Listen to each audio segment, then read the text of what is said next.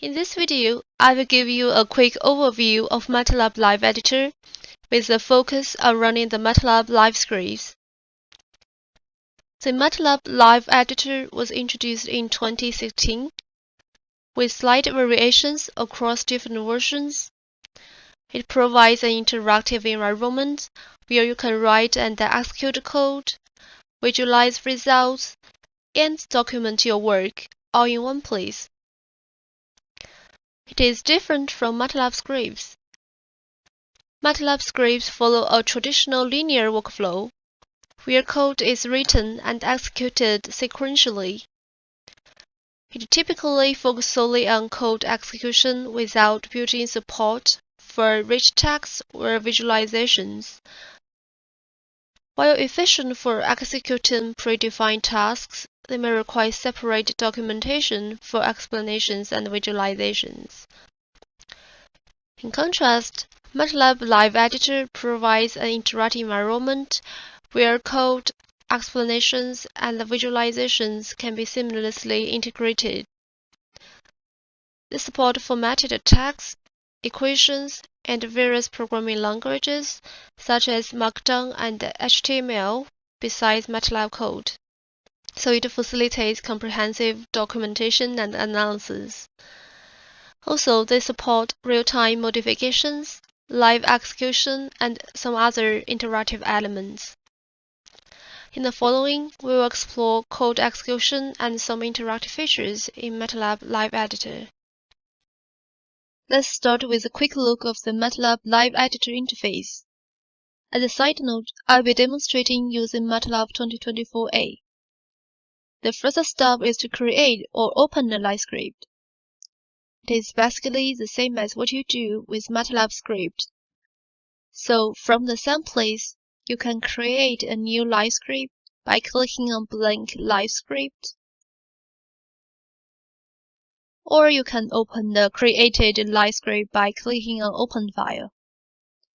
Here I will just right-clicking on the LiveScript in my current working folder and select Open. Once the LiveScript is created or opened, you will see the Live Editor toolbar appear here. For this script, you can see some blocks as well as explanatory text interspersed throughout.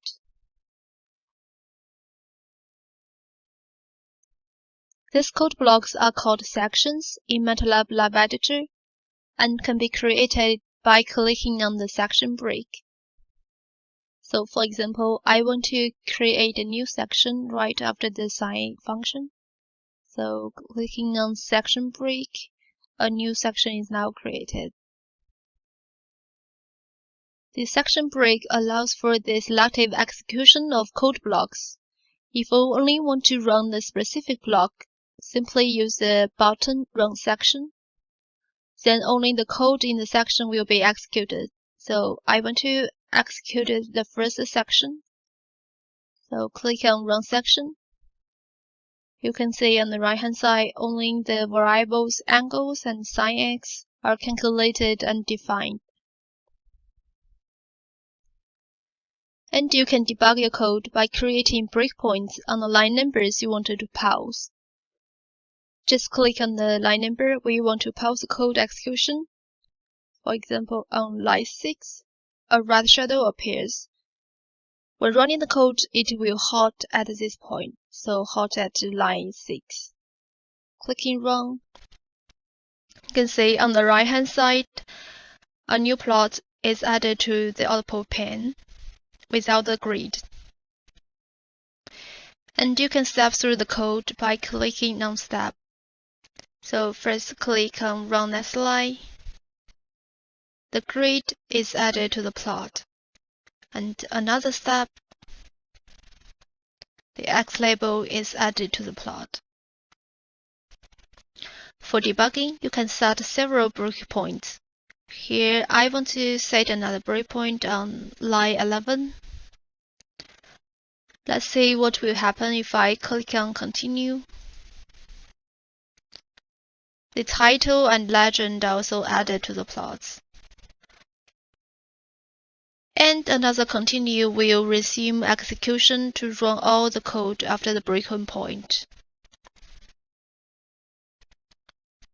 So now the 3D plot is also shown on the right-hand side. The outputs are shown on the right output pane, which is the right column of the interface. And there are two other modes for displaying output. One is to display output inline. So the output will be embedded after the code sections. Or you can opt to hide the code altogether, like this.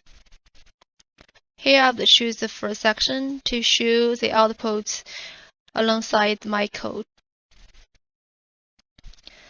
Images can be added directly within the Live Editor. So click on the figure. It brings up a toolbar with various editing options, such as adding labels and title, legends, grids, and annotations. Here I would like to add an arrow to the minimal point of the sine wave. Just click on arrow and drag to the minimal point. An arrow is added in the plot. Then I click Update Code. You can see here a new line is added to my original code. So next time you don't need to do the annotation manually. This will be realized by running the automatically generated code. When you want to save your work, you can export the current file in various formats, including the PDF and the HTML and Word for sharing purpose.